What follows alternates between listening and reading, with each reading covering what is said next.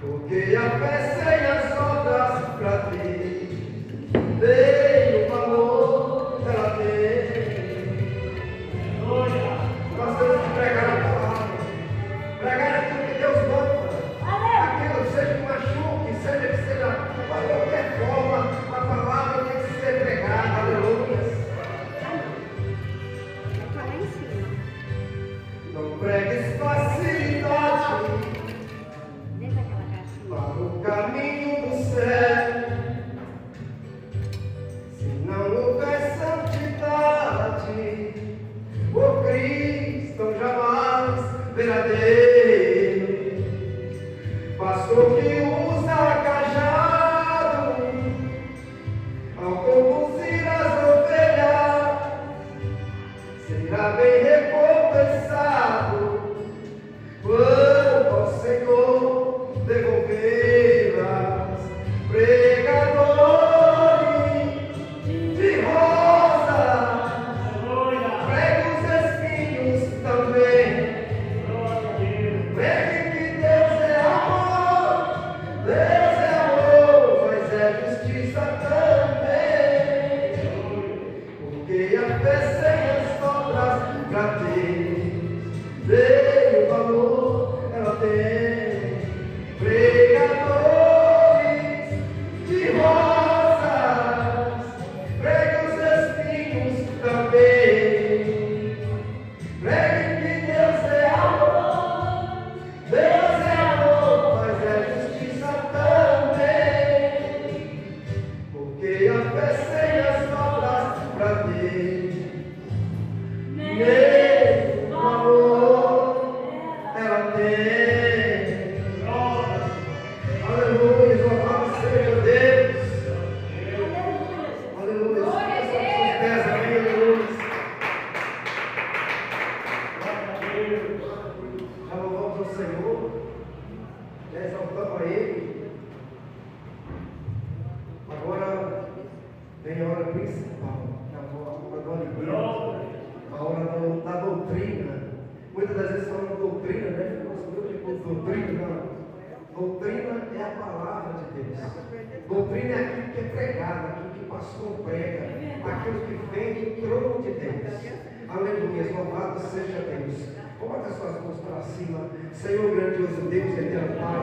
Senhor meu Deus, nesse momento, Pai amado, não onde esteja, Pai, mas eu entrego, Pai, a vida do teu servo. Abençoa a vida do teu servo, meu Pai. Ô Senhor meu Deus, que Ele venha falar conosco. O Senhor usa ele, Pai, como bênção, Pai, para falar conosco nesta noite. Ô Senhor Jesus, fala aquilo, Pai, que necessitamos ouvir, ó Pai. Abençoa ele, em nome do Pai, do Filho e do Espírito Santo de Deus. Amém.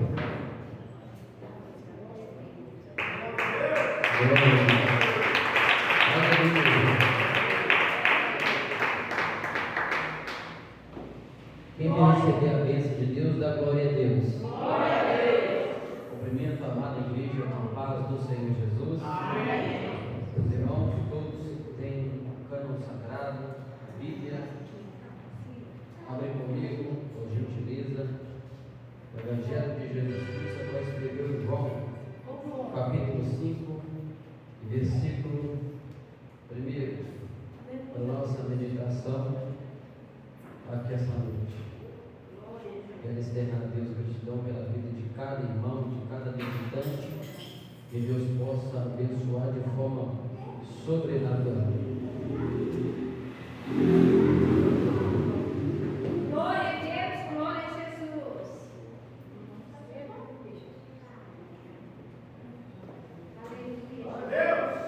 Aleluia.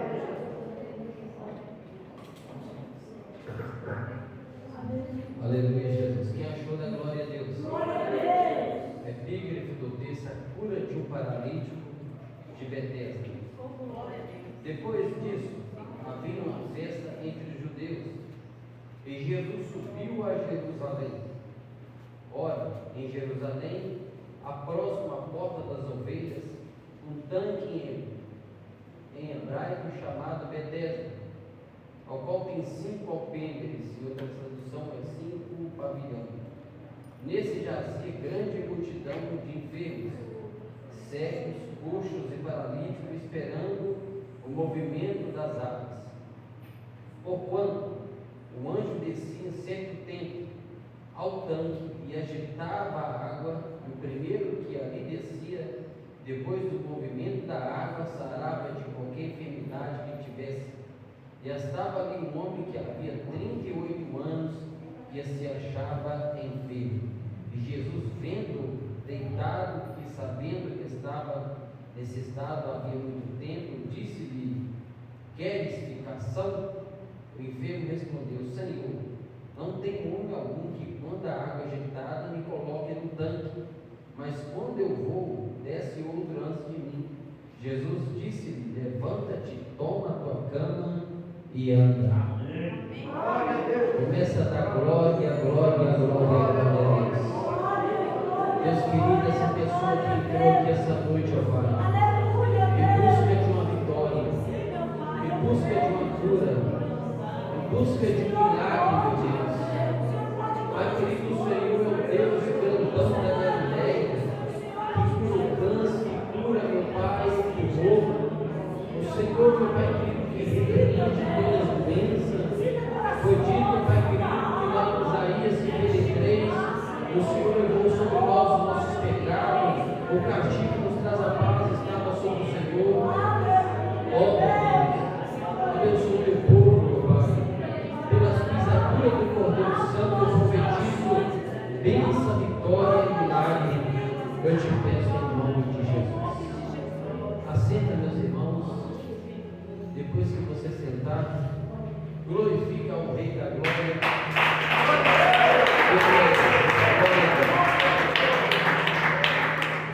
Queridos irmãos presentes, quando nós olhamos para o Evangelho de Jesus Cristo escrito por João, a gente vai ver, meus irmãos, que o evangelista João escreve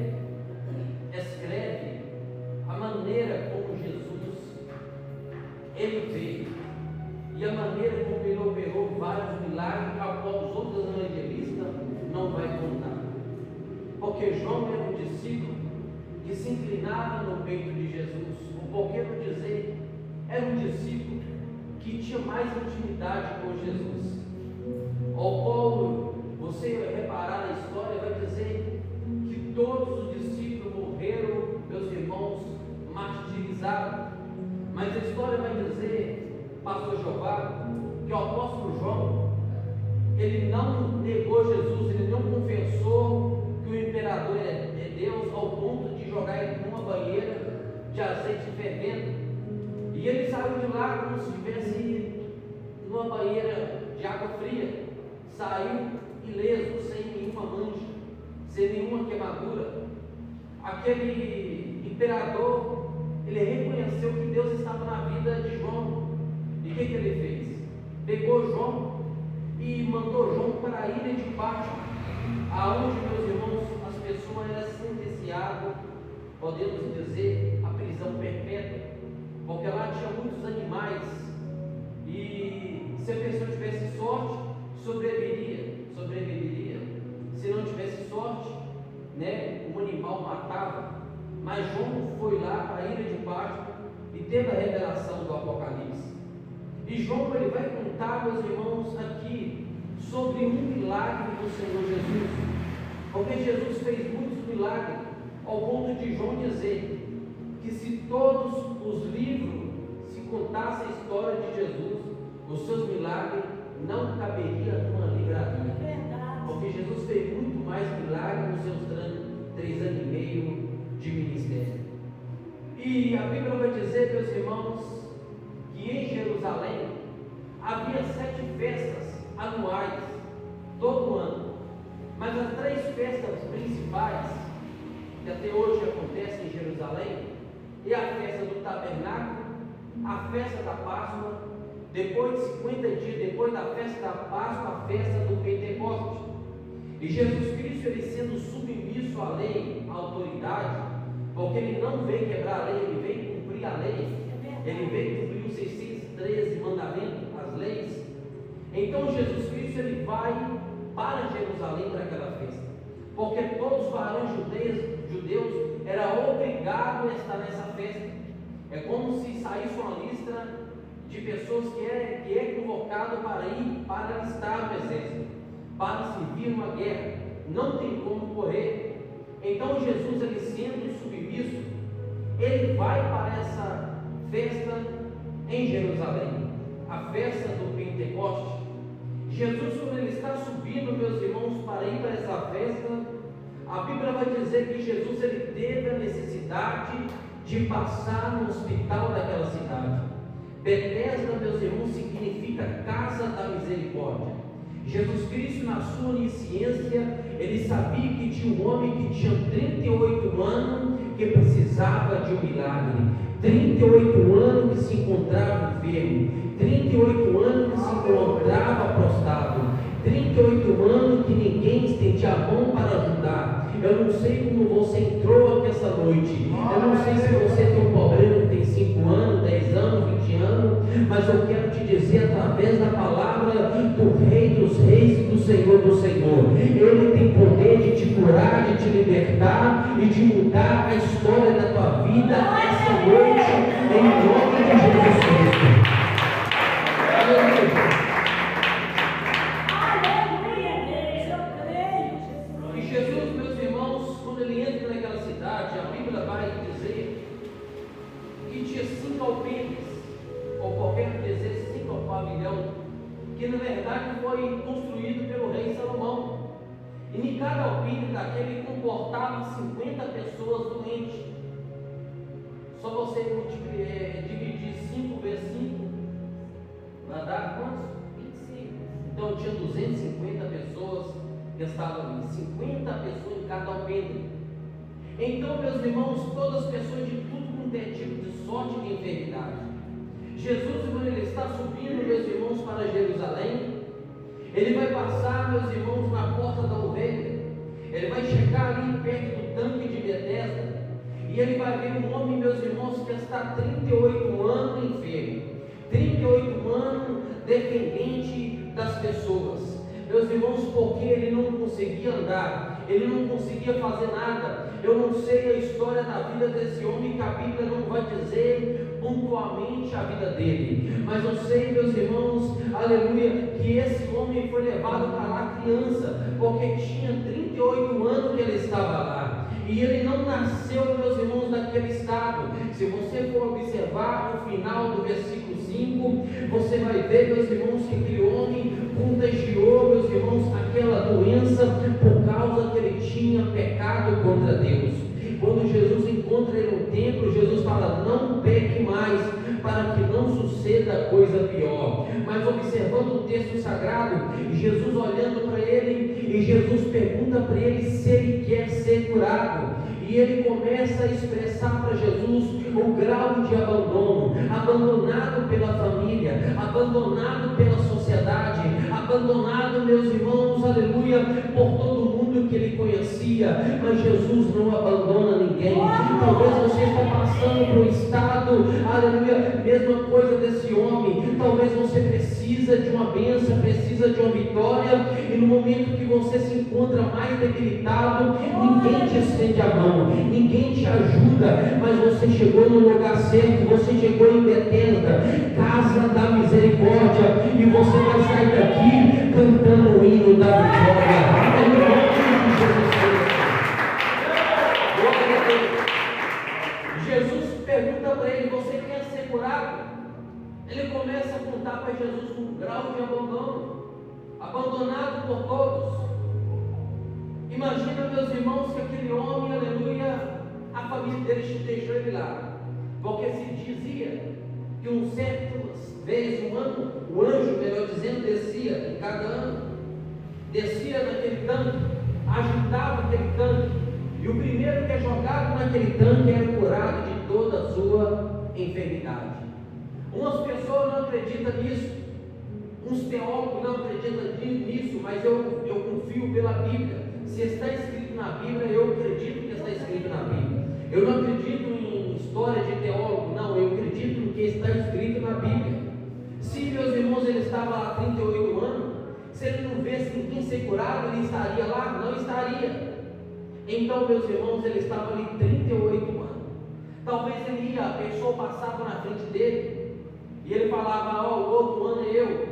Quando o anjo descia, movimentava, quando ele ia lá, ninguém ajudava ele. E é neste momento, meus irmãos, que você passa um momento tão difícil, ninguém estende a mão para te ajudar, ninguém fala: eu estou contigo nessa peleja, eu estou contigo nessa batalha. É somente Jesus Cristo que fala isso com você, porque Ele não te abandona nunca. No momento mais difícil da tua vida, pode ter certeza que Ele está aqui para te ajudar. Por isso que o salmista, meus irmãos, ele fala: eu não morrerei, mas viverei, contarei as obras do Senhor. Foi por isso que o profeta Isaías vai dizer: não temas, porque eu sou contigo, não te assombres, porque eu sou teu Deus. Eu te pego pela mão direita e te sustento com a destra fiel da minha justiça. Envergonhado e confundido serão todos aqueles que levantar contra ti, dão-se em nada. Não temas, ó bichinho de Jacó, porque eu sou o teu Deus, eu te ajudo. Se você passar pelas águas, elas não te afogarão. Se você passar pelo fogo, ele não te queimarão. Sabe por quê? Porque eu sou contigo. Deus está dizendo nessa noite: a pessoa, meus irmãos, que se encontra passando por um problema difícil, eu sou contigo nessa peleja, eu sou contigo nessa batalha. Talvez aquele que você confiou largou você na mão, talvez você confiou no esposo, no marido, talvez você confiou na esposa, no filho, talvez você confiou no prefeito, e no momento mais difícil ele virou as costas e te abandonou. Mas eu quero te dizer: o grandão da Galileia, ele não abandona ninguém, ele estende a mão para ajudar aquele que precisa. Por isso que a Bíblia vai dizer, o próprio Jesus ele vai falar: aquele que pede recebe, aquele que busca encontra, e aquele que bate se abre. Talvez você bateu nessa porta e essa porta não se abriu, talvez você chorou e a sua oração não foi ouvida, mas continua clamando, continua buscando da parte do Senhor. Sabe por quê? No momento certo, na hora certa, ele vai te chegar até você e vai estender a mão dele maravilhosa para te dar vitória pelo que você necessita. Jesus, meus irmãos, olhou para ele e falou: o enfermo respondeu: Senhor, não tenho homem algum que, quando a água agitada, me coloca no tanque, mas enquanto eu vou, desce outro antes de mim. Jesus disse-lhe: levanta-te, toma a tua cama e anda. Meus irmãos, tanta pessoa que está prostrada na vida espiritual, tanta pessoa que está prostrada, meus irmãos, na vida sentimental, tanta pessoa que está prostrada, meus irmãos, na vida material, não consegue dar um passo, não consegue andar, não consegue, meus irmãos, alcançar o seu objetivo, porque a luta é tão grande, e de vez em quando dá vontade de parar, como Jeremias, aleluia, pensou em parar. Mas quando a gente olha para a cruz, a gente vai ver, meus irmãos, que tudo aquilo que Cristo ele fez por nós não foi em vão. Tem muitas pessoas que pensam que o nosso Deus ele está demorando demais. Ele não tarda e nem falha, ele chega no momento exato, ele chega na hora certa. E ele chegou na hora certa, na hora exata para esse homem. Esse homem que tinha 38 anos, meus irmãos, que estava ali esperando um milagre. Jesus falou com ele: levanta-te, toma a tua cama e anda.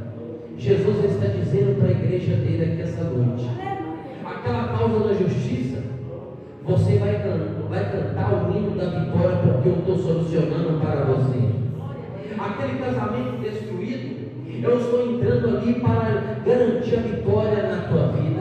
O teu filho, o teu esposo que sumiu, aleluia, que saiu de casa, ele vai voltar. Sabe por quê? Porque eu tenho projeto para operar na vida dele, porque tudo que está acontecendo é para que o nome do Senhor venha ser glorificado. Talvez você pensa, meus irmãos, que está acontecendo as coisas é porque você não tem sorte. Não, tudo que cai da árvore, meus irmãos, é permissão de Deus. Aleluia. Um fio de cabelo que cai da cabeça é permissão de Deus. Para o diabo, meus irmãos, tocar em Jó, ele teve que pedir permissão de Deus. Tudo é permissão de para que o nome dele venha ser glorificado. Hoje ele fala contigo, pega a tua cama, levanta e anda, porque eu estou entrando nessa causa e garantindo a vitória na tua vida. Em nome de Jesus.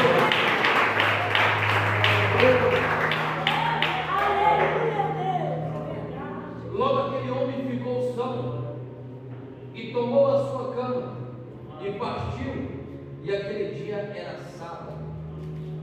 Observa, meus irmãos, que depois que Jesus cura ele, Jesus, meus irmãos, saiu de cena, e ele correu, levantou e foi para o templo adorar o Senhor. Porque no templo, meus irmãos, não podia entrar pessoa que tinha problema. Somente na sinagoga que podia entrar. Mesmo assim, a pessoa tinha que ser o primeiro a entrar e o último a sair. Ninguém podia ver ele entrando. Aliás, ele era o último a entrar e o primeiro a sair. Só na sinagoga. Observa aquele homem da mão beada. Na sinagoga não era assim, aleluia, o altar era como se fosse no meio. Porque na sinagoga, meus irmãos, foi, aleluia, levantada na época que o povo foi levado cativo e ficou lá na Babilônia 70 anos, porque o povo não tinha um templo mais para adorar, e o povo levantou a sinagoga e começou a adorar a Deus dentro da sinagoga, e em Jerusalém tinha muita sinagoga. Então observa, meus irmãos, que esse homem agora, ele está perfeito, ele entra dentro daquele templo, e as pessoas, meus irmãos, vendo aquilo, falaram: olha, hoje é sábado, quem te curou? Quem fez esse milagre na tua vida? Os religiosos daquela época, os eruditos da lei, os sacerdotes. E ele pegou e falou: eu não sei quem fez isso, eu esqueci o nome dele. Há tantas pessoas que recebem o milagre de Jesus e no momento, meus irmãos, esquecem quem fez aquilo na vida dele. É verdade, não é? Tantas pessoas que Deus abriu porta e depois que Deus abriu a porta, esqueceu quem fez aquilo na vida deles. Tantas pessoas, meus irmãos, que Deus curou do câncer, que Deus curou da AIDS, que Deus curou da tuberculose, e depois que ficou curado, esquece o nome de Jesus. Mas a Bíblia vai dizer, meus irmãos, que os religiosos daquela época, eles não podiam trabalhar, eles não podiam fazer um milagre, não podiam orar, não podiam fazer nada, porque era dia de sábado. Os judeus não trabalham dia de sábado.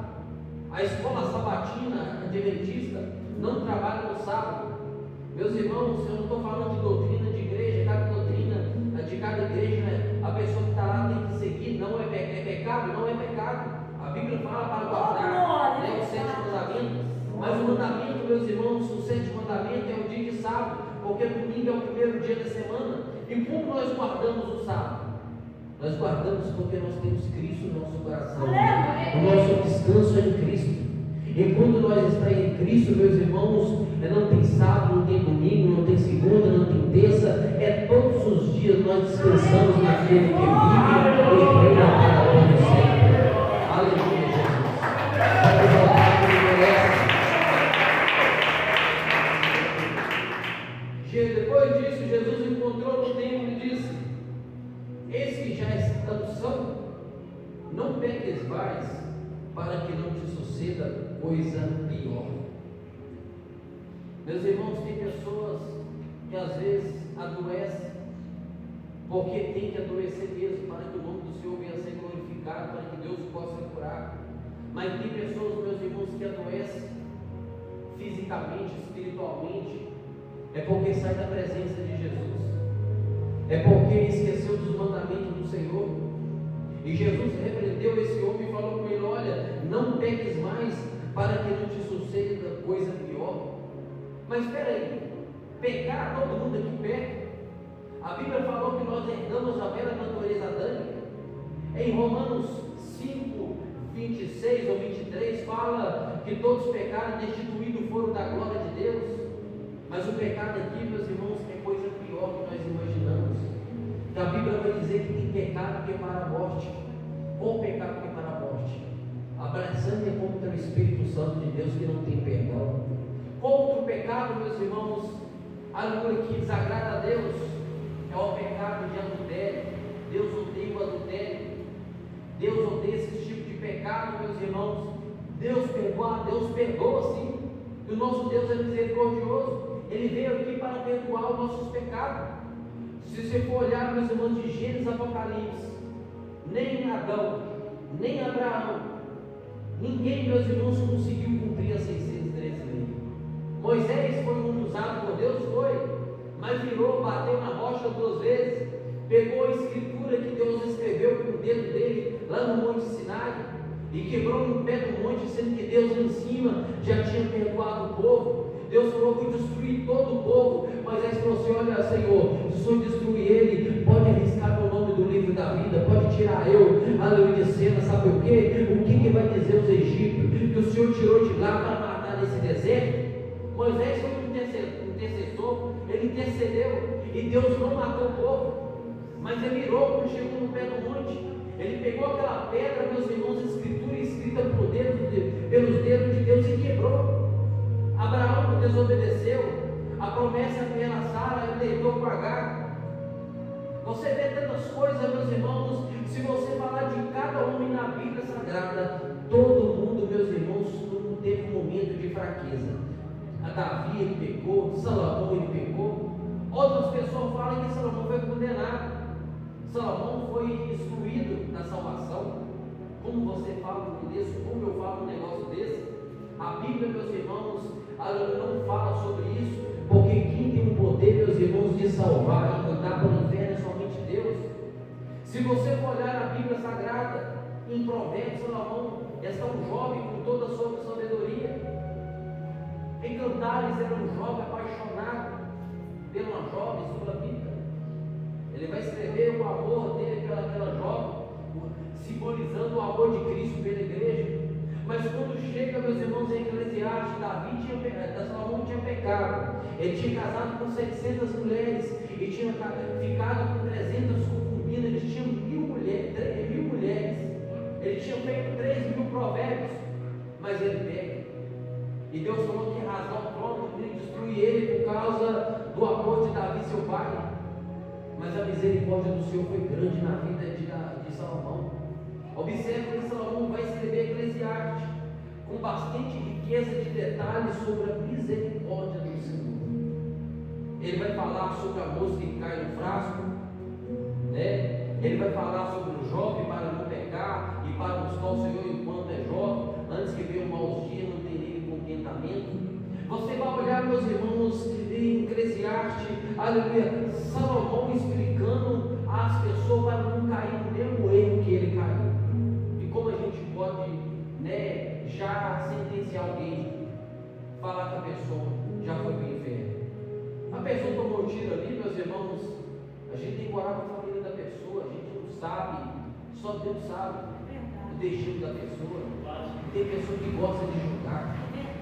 Tem pessoa que, igual os fariseus daquela época, meus irmãos, a gente sabe, é lógico, meus irmãos, se a pessoa morreu sem Cristo, tem um lugar reservado para ela, mas a gente não pode julgar. A Bíblia vai dizer que quando o arcanjo Miguel encontrou com Satanás, passou a jogar, lá em Judas, com Lucifer, ele já estava sentenciado ao lago de fogo. Por isso que ele não gosta de família, ele quer levar sua família para o lago de fogo, sabe por quê? Porque ele já está sentenciado. E quanto mais pessoas levar com ele, melhor para ele. Ele já sabe, meus irmãos, o destino dele. Quando a pessoa começa a ler em Apocalipse, o diabo não gosta, porque quem vai gostar de alguém escrever o final da história dele? Em Apocalipse está escrito o final da história do diabo, que é o fogo eterno, e daqueles, meus irmãos, que não obedeceram à voz do Senhor. Então a gente pode observar, queridos irmãos, que a gente não pode julgar ninguém. Basta somente Jesus julgar. E os religiosos, meus irmãos, queriam saber quem que era Jesus. Queria saber quem tinha curado aquele homem, melhor dizendo. E aquele homem, meus irmãos, que ele anunciou aos judeus que era Jesus porque tinha curado. Sabe o que eu quero te dizer com essa palavra? Você vai sair daqui hoje contando para as pessoas que não acreditou em você que é Jesus que entrou lá dentro da tua casa. É justiça. Você vai sair daqui essa noite contando para os seus vizinhos, para os seus filhos, para o seu marido, aleluia, que ele voltou é porque Jesus estendeu a mão para ele, é por causa da misericórdia do Senhor. Sabe aquelas pessoas que estão no mundo do tráfico, estão no mundo das drogas, meus irmãos, não está ali porque não quer, está ali porque eles não querem ir para lá, ele está ali, meus irmãos, porque foi escravizado pelo diabo. Sabe aquele marido, meus irmãos, que trai a sua esposa, mete gai nela, e a mulher também que mete gai no marido, ela não faz aquilo porque não quer, é porque ela é escravizada pelo diabo.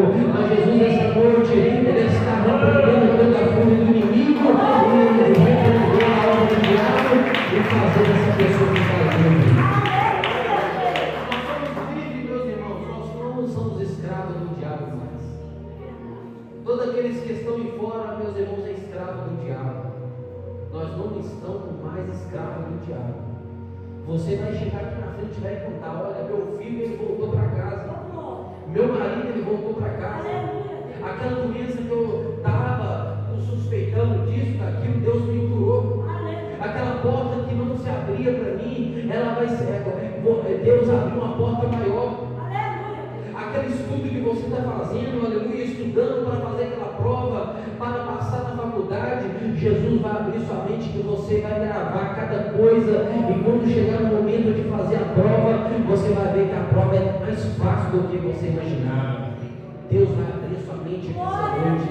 Deus vai fazer o milagre da cura aqui essa noite na tua vida. Fica com essa palavra, meus irmãos, que Deus continua falando mais em cada coração. Amém? Jesus, ele te cura, te liberta. Fica sobre os vossos pés e começa a dar glória, glória, glória.